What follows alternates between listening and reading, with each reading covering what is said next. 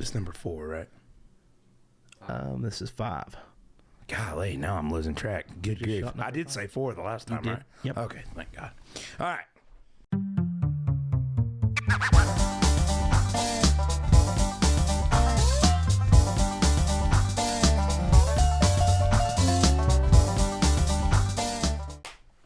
What's up, everybody? Welcome to the 5th episode of Hollercast. As always, we've got a great guest for you today, and we're super excited to get into it. But before we do, please remember to subscribe to the channel, hit the like button on all of our videos, and turn on that notification bell icon, whatever you call it. God, yeah, that's all right. Keep going. Sorry, I didn't mean to blow your ears out. It's all good. What? Well, Josh, take it away. What's up, everybody? How's it going? My name is Josh, and welcome to our show. We have an awesome guest with us today, but before we get to our guest, we need to take a minute to thank our sponsors. And we have to take a second to thank our very first sponsor, Big Al's Pack and Ship. Big Al, we want to thank you so much. We're so grateful for you taking a chance on us, believing in what we're doing, and we really hope that we can work together for many years to come. Big Al's Pack and Ship can handle all of your shipping needs, from just dropping off a package to full-service shipping, U-Haul rental, and more. Big Al's ships out DHL, UPS, and FedEx, and offers great service at affordable rates. Big Al's is located off of Roan Road in downtown Spruce Pine and is open Monday through Friday, 9 to 5. And we want to thank him again. We appreciate you. Get out there and support him. All right. So we have an amazing guest with us today, somebody that I've known literally almost my entire life. Yeah. We grew up together, went to school together. I think we even played on the same t-ball teams, if I'm not mistaken, growing up. Yeah, probably. I think we did. Noah Sedberry. Noah, welcome to the show, What's man. Up, dude? Glad to be here. How are you? This is awesome. I'm doing well. Good, Awesome. man. Yeah. Well, thank you for joining us, man. You were a person we thought about very early on. We've known you forever, and we're interested to get your perspective, man. Well, So tell us a little bit about what you do. You work for SafePlace. Yes, I've been working for SafePlace for the past 4 years now in a few different roles. I've been doing If you don't care, pull that microphone down just to... There you go. Yeah, Perfect. there you go. Like this? Perfect. Yep, You got just it, like man. that. There Yeah. you You go. got it. Okay. Yeah, I've been with SafePlace for about 4 years now. I've done a few different roles within the organization. I've worked with our outreach program, just doing things through social media and on the internet, and making videos and stuff like that, as well as doing our prevention education program in our middle schools and high schools in Nice. Mitchell County. And now I'm running our thrift stores. I'm the manager over at SafePlace Thrift and Touch Up Class, which is our sister store. Gotcha. And that's something just happened recently, right? Yes, this just happened within the last month, so I'm still Nice. Acclimating to that job and everything Gotcha. like that. Gotcha. Yeah, that's got to be a whole different ball game running a retail store, pretty much, right? Oh, for sure. And I have very little management experience, so having multiple employees under you and just putting out fires all day long, Yeah. it's definitely different than sitting in an office and producing, educational content and Yeah, stuff like for that. sure. Right. So it's a little trial by fire, huh? Absolutely. Just But dip in there. Trial and go by for putting it. out fire. Yeah, yeah, exactly. Yeah. What kind of educational content did you produce? I'm interested in that. At your previous my job goodness. with SafePlace. Yes, for the outreach program. There was a little while there, especially since a couple of my years working for SafePlace were during the pandemic. And so we had to kind of switch things up with our prevention education program, since we weren't allowed in the schools while that whole thing was going on. There was very strict protocols on who they let in. Right. And we kind of changed to making online videos for Facebook on our Facebook page and everything like that, and just doing little self-help kind of things to de-stress. It was a wide range of topics that I did little videos on for our Facebook page. Well, I saw a lot of those, man, and I some did of those were particularly informative. I heard one that stood out to me was when you were talking about male, female on male, domestic abuse, Absolutely. or just males in general in the domestic abuse, Yeah. As victims. something not a whole lot of people want to talk about.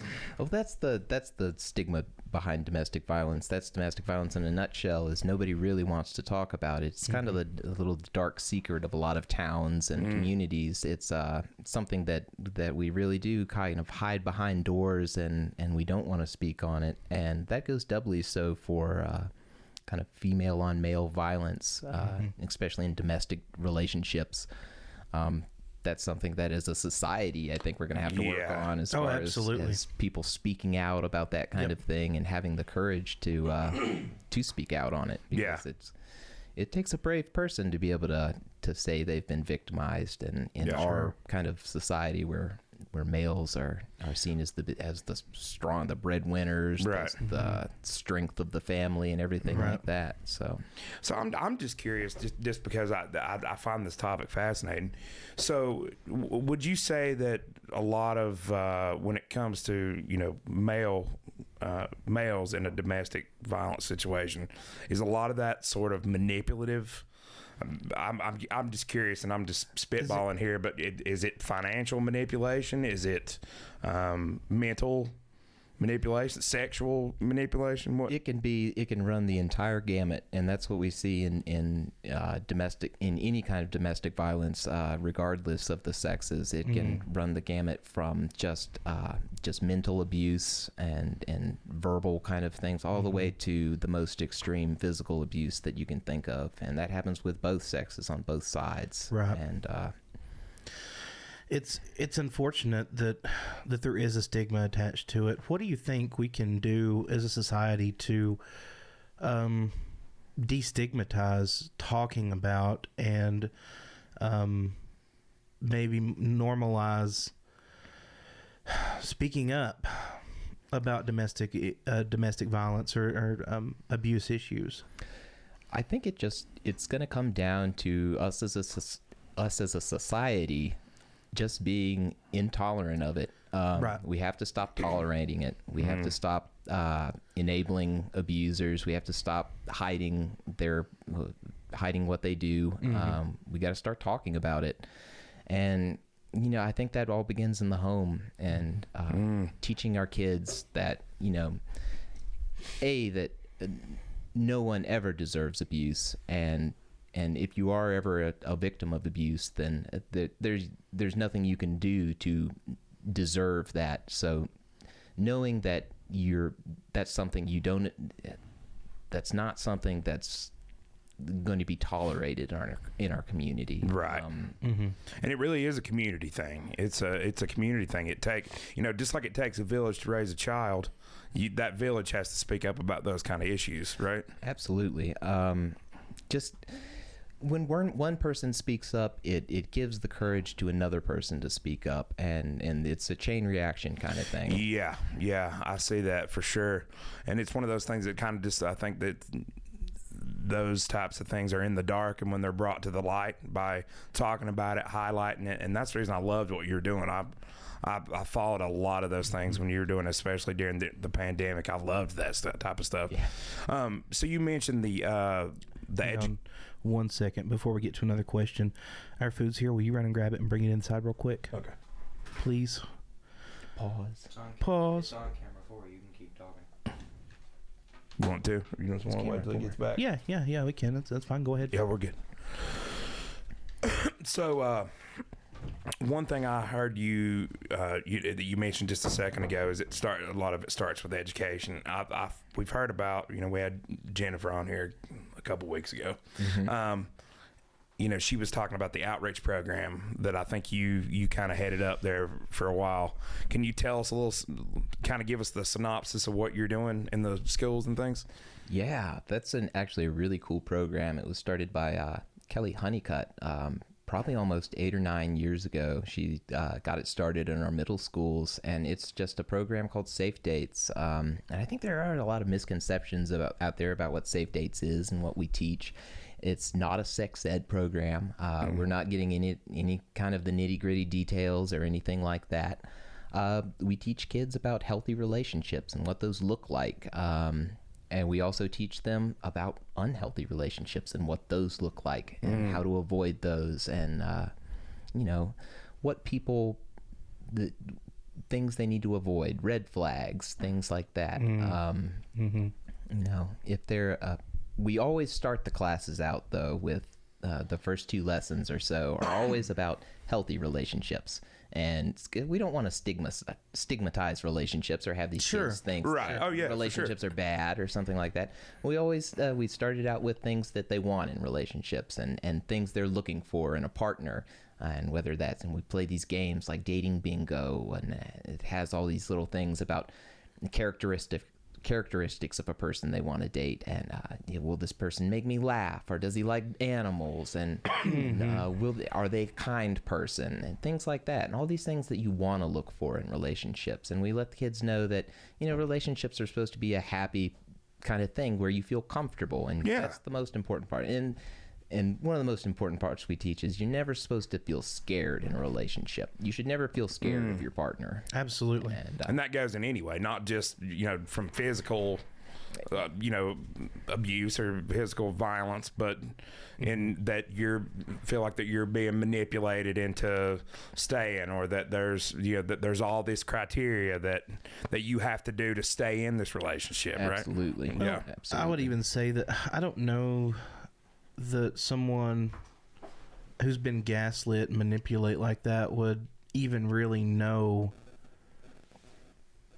where to start on how to get out of the relationship, because like we said with Jennifer, someone who's that deeply manipulated and gaslit, it's like deprogramming someone who's been in a cult.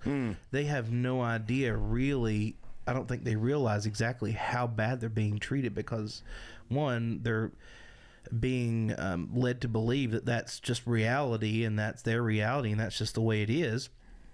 And two, a lot of them don't know anything different. That's true. One of the things that we kind of get into with the kids is that relationships are always going to be complicated. That's one of the biggest questions we get, not just from children, but from anyone, is in the domestic violence field, is why don't these people simply just leave the relationship? And that's one of the number one questions we get, and it's one of the hardest questions to answer, because relationships are so complicated, and the emotions within relationships, the connections you make, and the security. You may have children with someone, and that complicates things further. It all becomes this web where people kind of get entangled, and it's very hard to get out of, especially with somebody as controlling as an abuser can be, and as manipulative. Well, especially in married relationships and relationships with kids, you're financially entangled. You're entangled in your housing situation.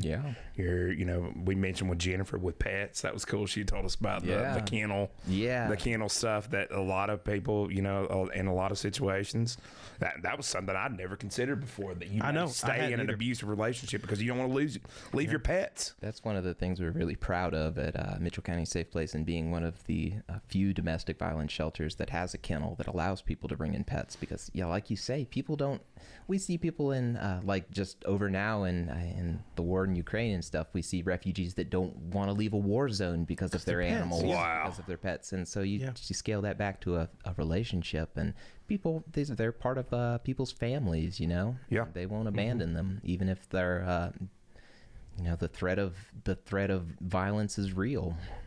Goodness. Yeah, it's just things like that. Those factors, that would have never, unless it talked to somebody with knowledge of it, I would have never considered that as even an option, or even a problem in it, Well, and I have to really, really take a minute to express some gratitude of the fact that I've never been exposed to anything like that. I was very fortunate growing up. Me too. That I grew up in a family that we didn't have anything like that going on, and I'd say that it's. I know friends, people that we grew up with that you knew that it wasn't good, Yeah. No, I was very sheltered from it as well. I know my mother and father had some problems when we were younger. Everybody does. But they shielded us from that. And I remember at one point my dad was actually living at a different place. They had separated for a couple months because my dad definitely had some anger issues growing up. And that definitely kind of shaped who I am today and why I got into this kind of stuff, as well as my mother, who actually worked. She was the executive director at SafePlace for about 15 years. She worked there. So I was going to ask you kind of how you got in.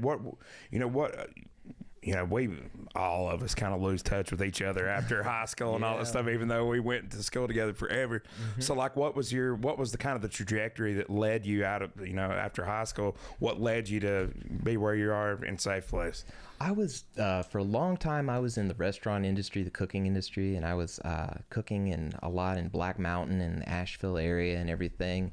And I was going down a real dark path myself. I was getting into substance abuse and especially drinking alcohol. And that was something when I actually changed my life around and I went back to school. And I had received a lot of help in that regard from my family and from other people working in different nonprofits that, helped me get a handle on my life and stop drinking and kind of restart my life. And I wanted to give back. And at first I wanted to go into substance use and disorder and helping people with those kind of things.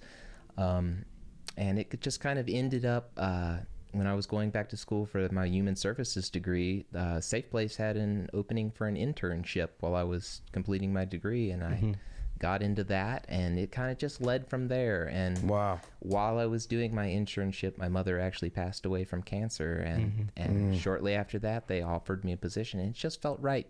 It felt right at that point to go into that. So it's kind of something that just aligned, the stars sort of aligned for you. I got you. Well, man, I got to say too, I remember when you made that transition. I remember because I kept up with you, even though we didn't talk, on a regular basis. I still kept up with you on social media and stuff. And I remember when you made that transformation, and when you changed your life. And dude, I'm so proud of you for man. As far as you've came and what you've done. It's very few people make that change, and it's incredible that you did. It's incredible. Well, I appreciate that. I thank you. I had a lot of help along the way, though. Sure, you have to. You have to. But it helps to have a support structure. It does. And unfortunately, a lot of people don't have that. I was very lucky in that. Yeah. I was very lucky to have that kind of support structure and a family and people I could turn to. And so many don't. So many don't. And, that's kind of where we sit as an organization is in being kind of like a safety net organization like that for the people that fall through the cracks. And that's why I really enjoy I've enjoyed my employment at SafePlace so much. So, just specifically speaking, locally here, this is one thing I thought about after the pod with Jennifer the other day is what are some of the, and I'm sure you guys probably get into this, what are some of the factors that lead to domestic abuse, and do you have a sense of how prevalent that is in the households in rural places like ours, as opposed to like an urban environment or something like that? Or is it consistent across? It's probably going to be consistent as far as the ratio goes for like per capita and everything like that. Just we have so many fewer people here in a rural area, but that doesn't mean the problem isn't as bad as in an urban environment where there's more people. It is just more spread out. The statistics today are something like crazy, like 1 in 3 women and 1 in 5 men will experience some kind of domestic violence over their lifetime. So these are something that affects a lot of people, and probably people and that's a national average, of course. But domestic violence in rural areas takes, it throws up boundaries and barriers to getting help that people in cities and more populated areas don't have. Around here, everything's far away from one another. If you don't have transportation to get you to somewhere, you're kind of out of luck. You can be isolated a lot more easier up here. You can be kept away from friends and family by an abuser. As far as what causes domestic violence, it's like a highly kind of individual thing. We tell people kind of things to look out for more than because you can't recognize an abuser on the street. They look just like everyone else. And people get really good at putting masks on in public. They hide the things they do in private. Well, it's such a weird kind of thing to me. Correct me if I'm wrong here, but it's largely not divided along socioeconomic lines either. It goes from the richest to the poorest to Absolutely.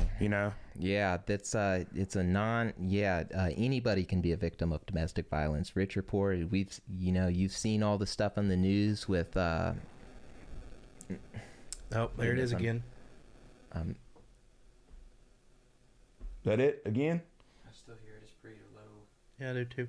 If you don't care, I know that's the way you're comfortable. If you would just turn and face that camera. Yeah. And the reason being, if you're, it's hard for me to get your attention. Oh yeah. Yeah. No, I understand. Okay. Cool. I understand. No. Cool. Go for it. But no, we were talking about the socioeconomic stuff. It did it again. I don't. My mic's all the way over there. I know. Well. Is it giving feedback? There's some kind of Wi-Fi signal that's interfering with one of the microphones. But I mean, as long as your phone, like here, I'll show you. Cut the Wi-Fi off. No, you don't have to. See, it ain't even gonna do it now. It's like when there's a certain signal or something comes through. Yeah. I wonder. I've got mine on Do Not Disturb, so I don't know. I mean, mine's on, but it just happens randomly. I don't know what it is. Anyway, I'm sorry. No, you're good. I think we were talking about the socioeconomic stuff. It's not. You were talking about, is it Amber Heard and Johnny Depp? Yeah. Johnny Depp. Yeah, we all saw that. So if somebody who's that kind of profile, national profile, makes that much money, can be the victim of domestic violence, then for sure anyone can. Right. Well, you pose the question too, what causes it? What starts it? I watched a really interesting it was on a podcast. It was just a video on YouTube by the National Institute of Anatomy. And they went over the anatomical makeup and the physiological function of the brain of a psychopath versus someone who isn't or doesn't suffer from psychopathy. And it's really interesting that being a psychopath, you literally have a different brain. Your brain is unable to process complex emotions. Your brain is unable to feel certain emotions if you're a psychopath, and even sociopathy as well. And it was just super interesting. I highly recommend everybody go check that video out. I will link it down below.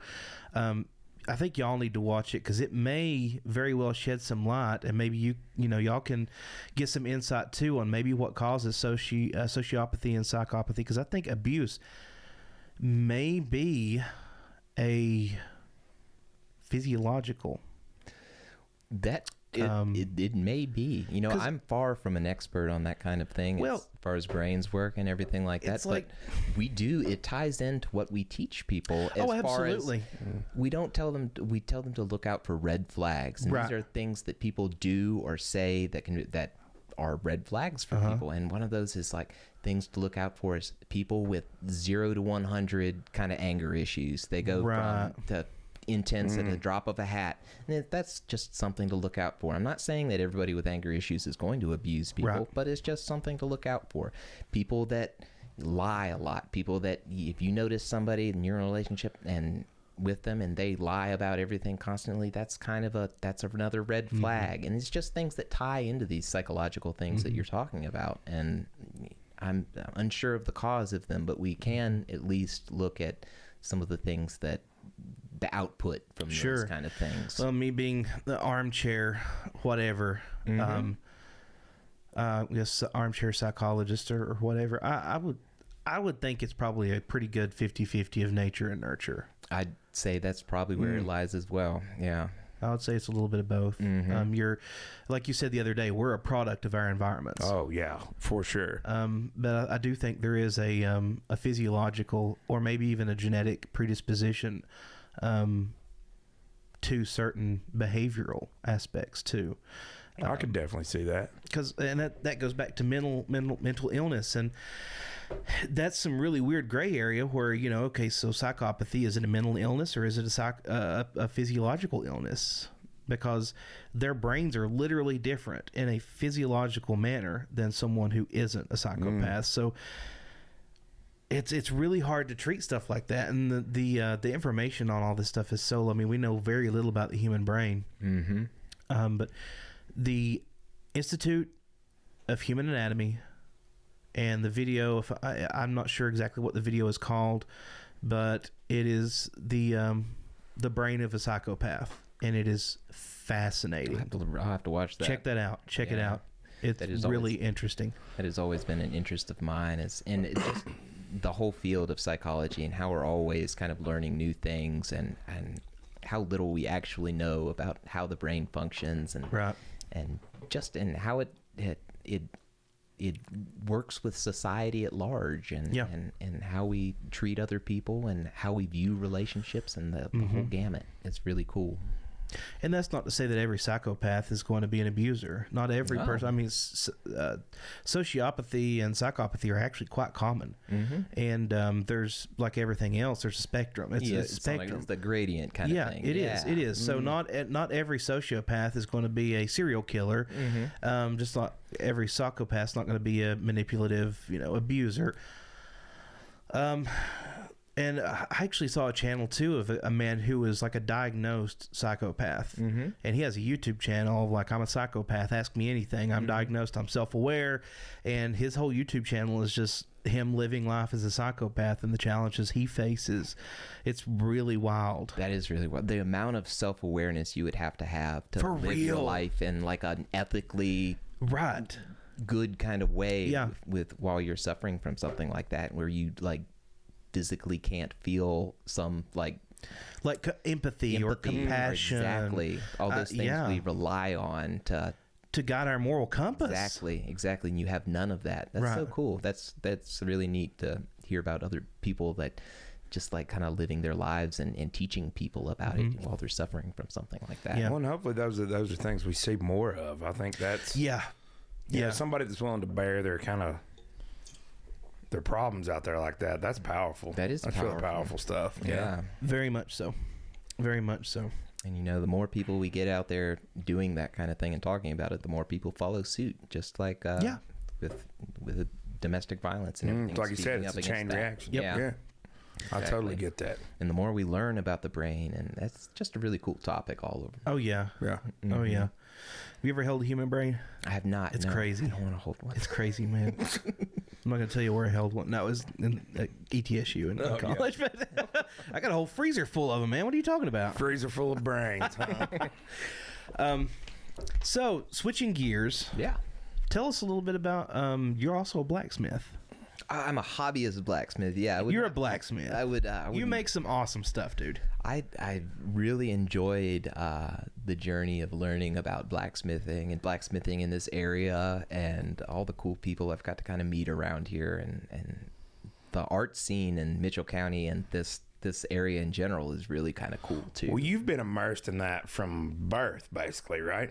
Yeah. Tell us a little bit, for people that don't know. Your mom and dad ran they're potters, right? Yeah. So my father has been a potter my entire life. Yeah. It's over at Sedberry Pottery, and my brother has actually followed suit. And I'm the black sheep of the family, doing the blacksmith of the family. Right. The blacksmith. You decided to step out of the main vein, huh? So I'm not working with the clay, the mud. Nice.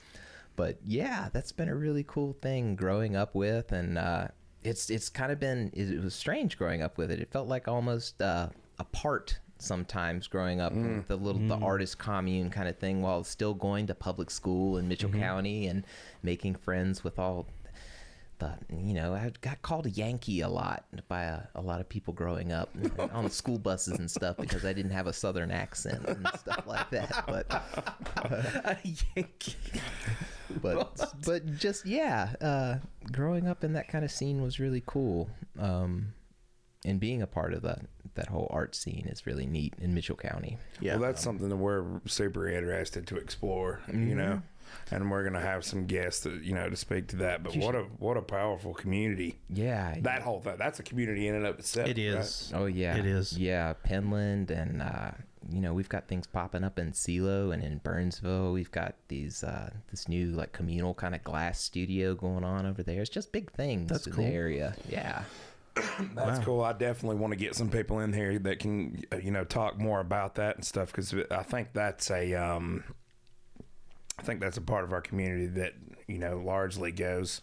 It seems like they function in two different, like there's the community at large, and then there's the arts community. Well, and I don't know why there. Yeah, I mean, there is some integration, but I don't know why it's more that way. Yeah, it's funny because it grew out of the Enclaves. same thing. It grew Right. out of just a craft space for women, I think, for Penland. Yeah. It was originally a school for women getting into crafts and kind of these things to make more money while at home, or just to make things for the home and stuff like that. And it grew into this kind of arts education kind of campus, this big nationally recognized place. And yeah, it is kind of a divide there between the community and Definitely an art enclave.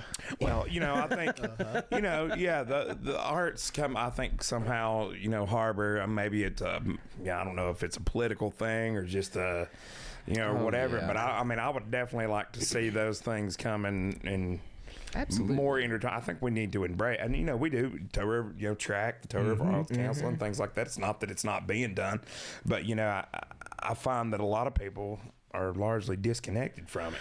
we do, and it's sad because it's part of our heritage up here in the mountains. It absolutely It's, is. the blacksmithing and the pottery and the weaving. It's part of something that our forefathers and everybody that grew up here, it was a way of life for them. Well, we had, how many, they called them living treasures for their art. That's what Billy Ruth Sudduth, Harvey Littleton, B. Hensley. Yep. Mm-hmm. I would even say like your dad's a I'm national not sure if treasure. Elizabeth Like Brim, I don't know if she's one. Yeah. But it's amazing what we've got. Yeah. Absolutely, and despite that, I know that's a title that bestows a lot of years served in the community and everything, making art and everything. But we've just got a whole lot of artists around this area. Yes, we do. that have been doing it for a long time. My dad included. But yeah, it's always had that. If you're ever curious, go down to the Track Gallery in downtown Spruce Pine and take a look at Check it out. what's being turned out from around here. It's pretty incredible. Come up in the I'll be summer honest. and go to the Fire on the Mountain Festival and all these other art kind of things we have up here. Yeah, so you're going to be doing that this year? I may enter. I think they got a bottle opener challenge this year. I might throw my hat in the ring. There for that. you go. That sounds cool, man. Yeah. That sounds cool. Well, when are the studio tours? Are they still in the fall? They are. There's one in the spring, one in the fall. One in the spring, one in the fall. Yeah, you'd have to ask somebody who has actually on the tour for the exact dates for that. But yeah, they're still doing. Is your dad those. still doing the tour? He is. He is. They were having it in. He was actually.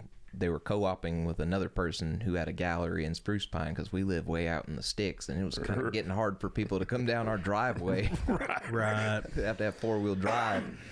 But Yeah, we grew up pretty close. I was just down the road from you, about a mile or two, and same deal. Living back in the boonies, man. yeah, that's something you really grow up with around here. Is the community's tight, but we are kind of separated by space a lot of times, and there's distances between us, but we're all one big community. Yeah, and I think that's what that's what we're trying to. I think just and it's been impressed upon me even in the short time that we've been doing this how many amazing people we've got. Oh yeah, I've learned so much just in 5 episodes. That's crazy. I've learned so much from our guests. Yeah, and from you too. I mean, it's incredible how much.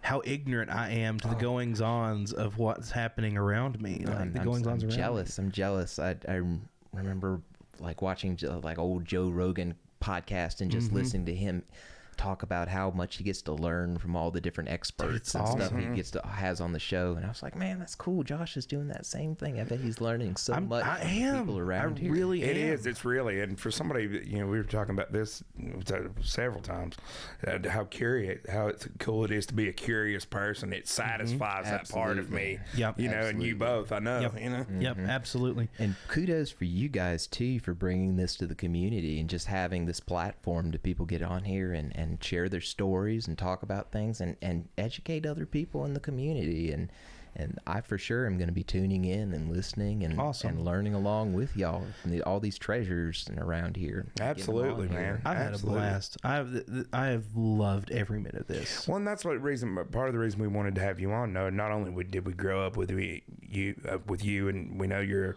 a part of the SafePlace and stuff like that, but every time I watch, you or see you, it distracts me. I think this area is impressed upon you. Like, I love the way you embrace it. I love that you came out of that art scene, that you're embracing that you're giving back to the community. That's inspirational, quite honestly. No. Yeah, it's our home. It's our home, and there were opportunities to move away and do other things, but if you love this area and you love the people here, then giving back, and that's just makes your own. It feeds back into your own life. It helps me out by helping my community out. Sure, it's a blessing to be able to live in this area and be able to help out. It's like that Cold Mountain movie. You can't never quit Cold Mountain. You can't never quit Spruce You Pine. can't never quit Mitchell County. I went all the way to Australia trying to get away from it and came back. So You literally went the bottom of the earth. I did. Mm-hmm. Wow. I was as far away. I figured that probably somewhere, not far from Sydney out in the outback is about as far away from here as you can get. Did you encounter any like brown snakes or anything while you were out there? No, everybody thinks that like you just walk down the road and that's what Sydney I think. and like a great white shark just funnel web jumps spider out, out of the bush across. and just takes you out. I mean, that's what I thought. Your dead carcass is carried away by poisonous snakes, and you know what I mean. And then a shark eats you. Yeah, and exactly. I mean, It's not like it's just like anywhere else. There are urban environments and everything like that. I think a lot of that stuff is. That's a lot of people don't understand about Australia. Is like the interior of the country is like uninhabited, completely barren. It's all around the coast. The bush. Yeah, the bush. The bush. Which I don't know why they call it the bush, because there definitely ain't no bushes in part of it. But anyway, Australia's that's just an amazing, that's an awesome topic on amazing itself. We could talk about Australia for. Well, no, one thing I wanted to bring up: you have the coolest tattoo. Oh my goodness! Well, thank you. The possum. Can you show us the possum tattoo? Because honestly, this is the coolest tattoo I have ever seen. Wow. Can you catch that? You got it? Yeah. It's called a trash can, not trash can't. I love that. I love that. Explain to us what the motivation behind that was. Oh man, that was just growing up and being from this kind of community, and you get a lot of blowback if you go other places. People think you're white trash or a hick. They think we're stupid. They think you're dumb because you talk different, or you throw a little drawl on there sometimes, and people just consider you trash. And that's what was the main inspiration behind That's that. awesome. That's an amazing tattoo. I'm gonna, before you leave, I'm gonna get a picture of it, like up close on my phone, so when I can edit it in, I can just put it up real close so people can, because that's an awesome tattoo. I love that. I love that. Well, The trash can. Trash can. Let's see. I had more questions. What were they? What are we at time-wise, Noah? About 40 minutes. Okay, cool. We'll go in. You good for another 20 minutes? Sure. Okay, cool. Cool. I don't want to keep you. I know you've got other places to be. You're a busy man, Noah said, Barry. You're a busy man. Busier these days than I was, but it's a good all busy. good. It's all I good. also have a question for our guest. Okay. sure. How many, I know I experienced this. How many Noah's Ark jokes have you experienced throughout your entire life? Noah's Ark jokes. That's been a lifelong kind of. It's a journey for lifelong me. curse that we bear. I stopped taking tallies a long time ago, but that's generally one of the first things upon meeting someone. And I judge people who tell me that joke. I judge them. Silently in my head, I go, this person. I don't build boats, okay? Fine. No, I get it back. When I'm doing the store and people like if something doesn't have a price tag on it or something, and they say, "Oh, it must be free," and it's just Oh, these I little know. jokes that just kind of Like, eat into your brain. When I worked at P&R and someone would pay with a $100 bill, I just made that today. Mm-hmm. Yep. Okay. You and 60,000 other people are making $100 bills, apparently. Boy, that is definitely something around here. Everybody has those types of phrases, don't they? It's awesome. Yeah. Yep. It's great. Dad jokes. But I am meeting more and more Noahs as I get older. The more Noahs there seem to be around, so it's good. We're changing great. around. It's a good. Yeah, thing. Chase too, actually. Chase Yeah. too. Yeah, chases. A lot more chases. I don't know any Joshes. No. I know Josh's. one. He's not a good person. 70 million of us. So in the thrift store, I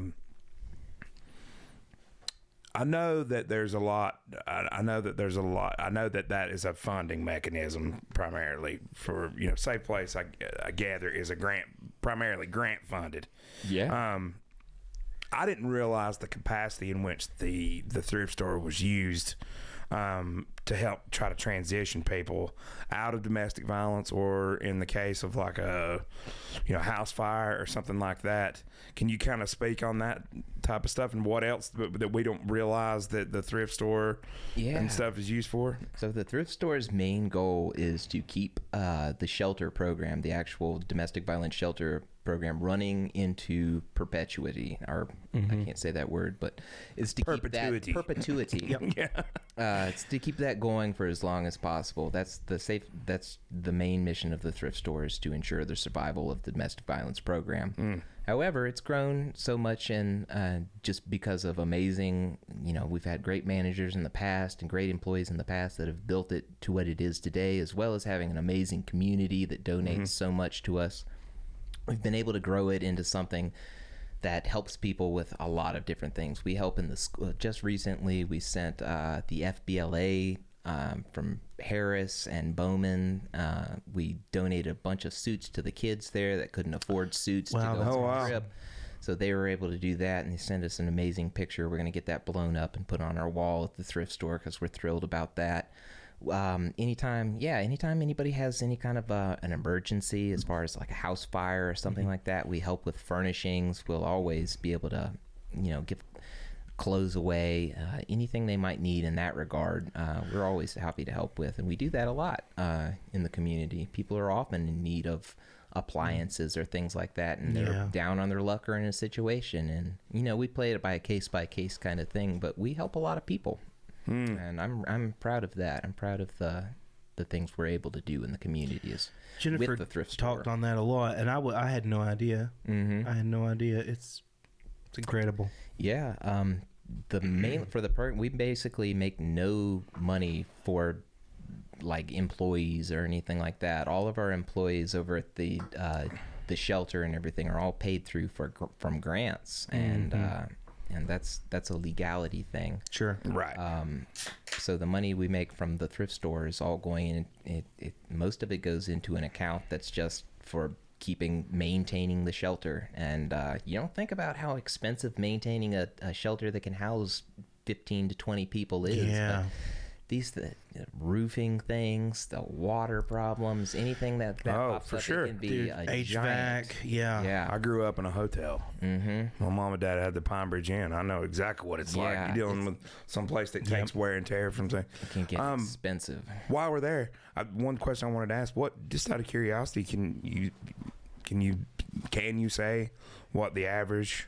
How many people on average at a time are you housing at the shelter? That's something that sometimes we'll have one person in there for 30 days, and sometimes we'll have the entire thing filled up for weeks, and it's completely kind of random as far as... Really? Yeah, we have no idea when we're going to be housing who or what. It's just all, and we serve so much more than just Mitchell County as far as that goes. Right. Yeah, I was going to ask. It's not just a Mitchell County deal, huh? No. Most of the people we actually serve are from different counties and different states, even, because one of the things people want to do when they're fleeing a domestic violence situation is they don't want to be hanging around in the same town or same locale as their abuser. So a lot of times we're getting calls from other shelters in other counties, and we do the same thing. You with call on local their people. behalf, yeah. Yeah, and we'll send local people to other counties if they want to get away. That's up to them, of course. Yeah. God, that's another thing I would have never kind of considered was a thing. Are there certain times of year, like maybe around certain holidays, that you see a spike or an uptick in people coming? Definitely more in the spring and summer. There's something about the winter that Really? Keeps people in, and it's a scary time for us, and it's a scary time for people that are being abused because they're kind of locked in. That was something that we had to deal with the pandemic as during well. lockdown. People couldn't get away from their abusers. They're locked at home 24/7 with someone that's dangerous, and yeah, it's a terrible situation. Yeah, for sure. Mm-hmm. Wow. But I lost my train of thought there for a second. That's okay. Oh, you're good. No, I was, going back to the thrift store. I don't know much about the Touch of Class. Is that a consignment shop? It's not a consignment shop. Okay. It's a thrift store like the other one. It's where we put all our name brand items or our nicer things Right. that we get into Gotcha. the thrift Okay. store.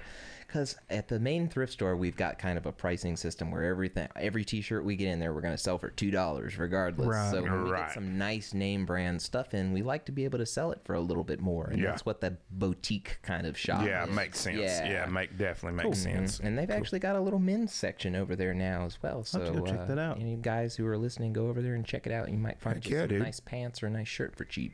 Well, I know that is I did some volunteer work out there at the thrift shop, and it amazed me the amount of stuff there is to process through. It's insane. It's one of the... How many full-time employees do you have, or how many employees part-time and full? We have about 15 people working over there between the two stores. Wow. I think I'd have to count that up in my head.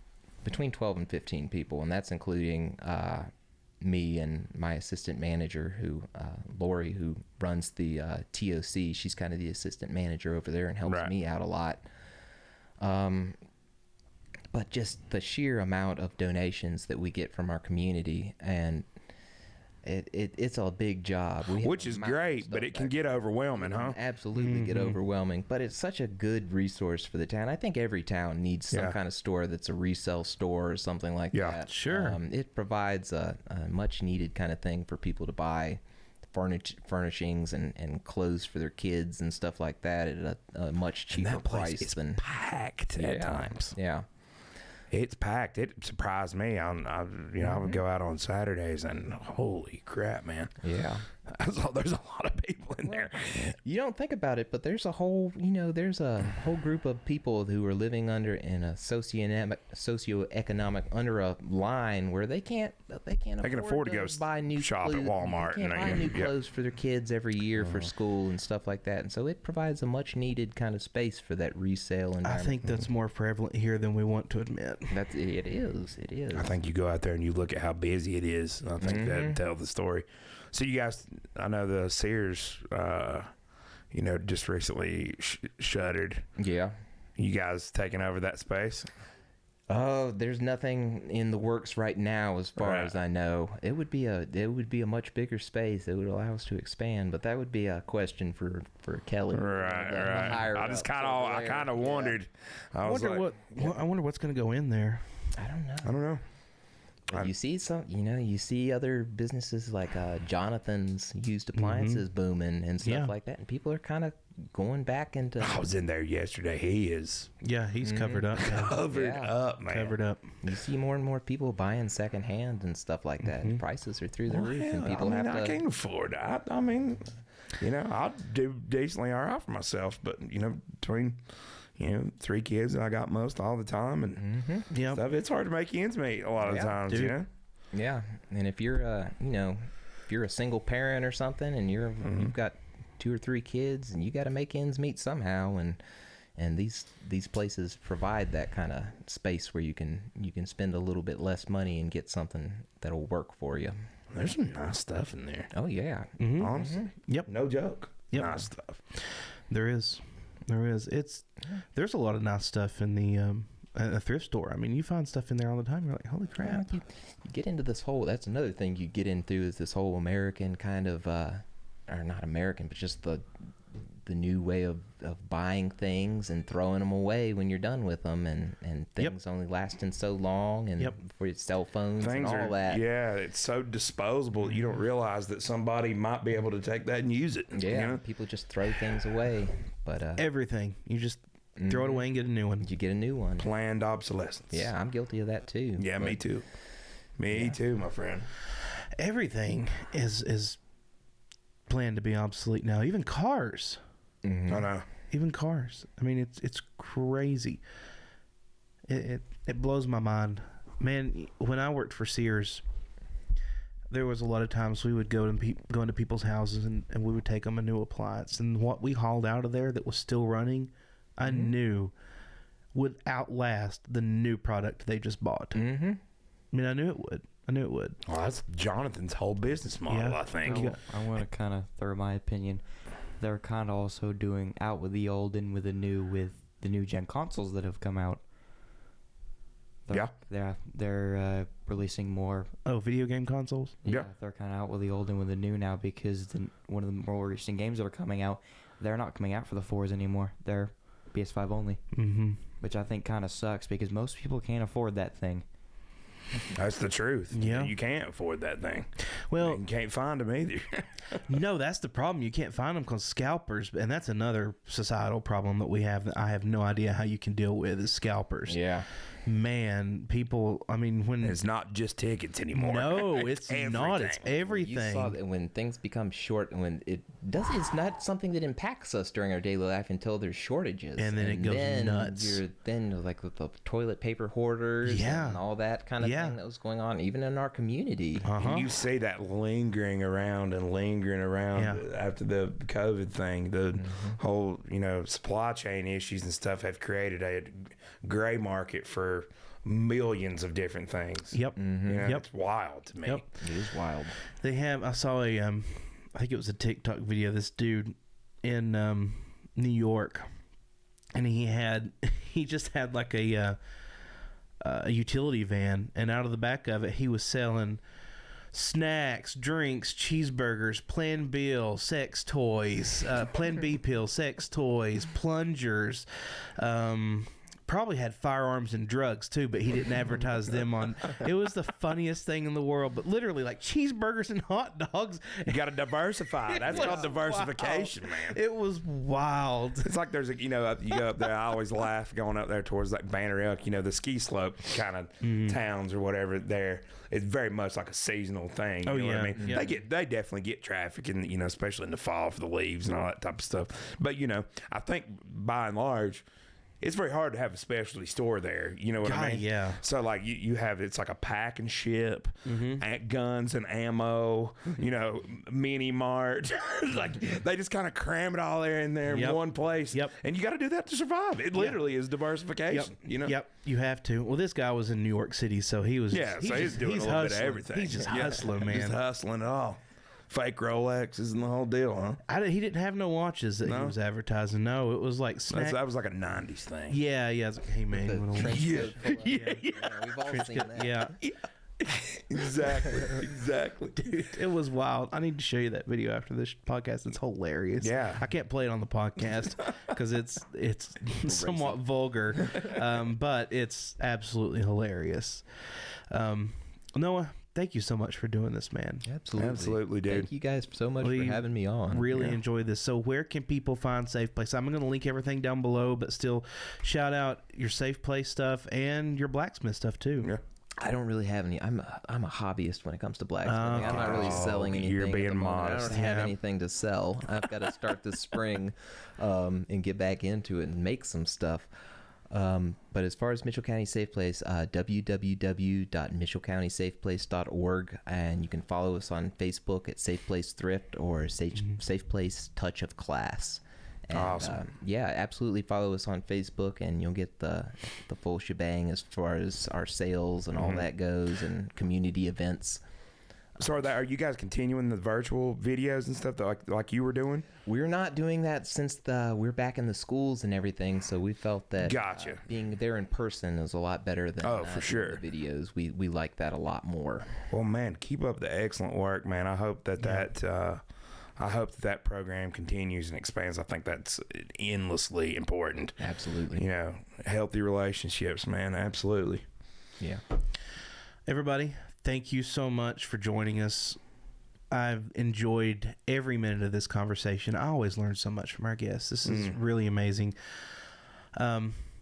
Please, if you or you know somebody who is experiencing a domestic crisis of any kind, the information that Noah just gave us will be linked down below. Please do not hesitate to reach out. They have a 24-hour crisis line that I will have linked down below as well. You can reach out and you can get the help you need. You never have to stay in a situation where you are in fear or you are being harmed. We want to thank you all for watching and joining us. Please like this video, share this video far and wide. The best way to support this video is to share it to everybody you know. Send it in Messenger, send it everywhere, post it on your Facebook page. You can follow me on Facebook at Joshua McKinney Show, I believe is mine, or you can just find me at Joshua McKinney on Facebook. You can follow me there. Same with Instagram, but as of tomorrow, well, when this gets released, it will have already been launched, but we will have our own Hollercast page on both Instagram and Facebook. We have to take a minute also now to just thank our first sponsor, Big Al's Pack and Ship. We're going to shout him out every episode now because he was our first sponsor. He was the very first person who took a chance to advertise with us, and we want to do him right, as we will everybody. If you want to advertise with us, please reach out. Our email is hollercastirl@gmail.com. I will also have that link down below. You can send me a message on Facebook, however you want to get a hold of me, and we'll be glad to work with you. We're taking new clients. We're going to be offering some new ad products soon. We're going to be dropping some merch soon, and I am so excited for that. So we've got some awesome things coming up. Everybody, we love you all. Have a great night. Love you guys.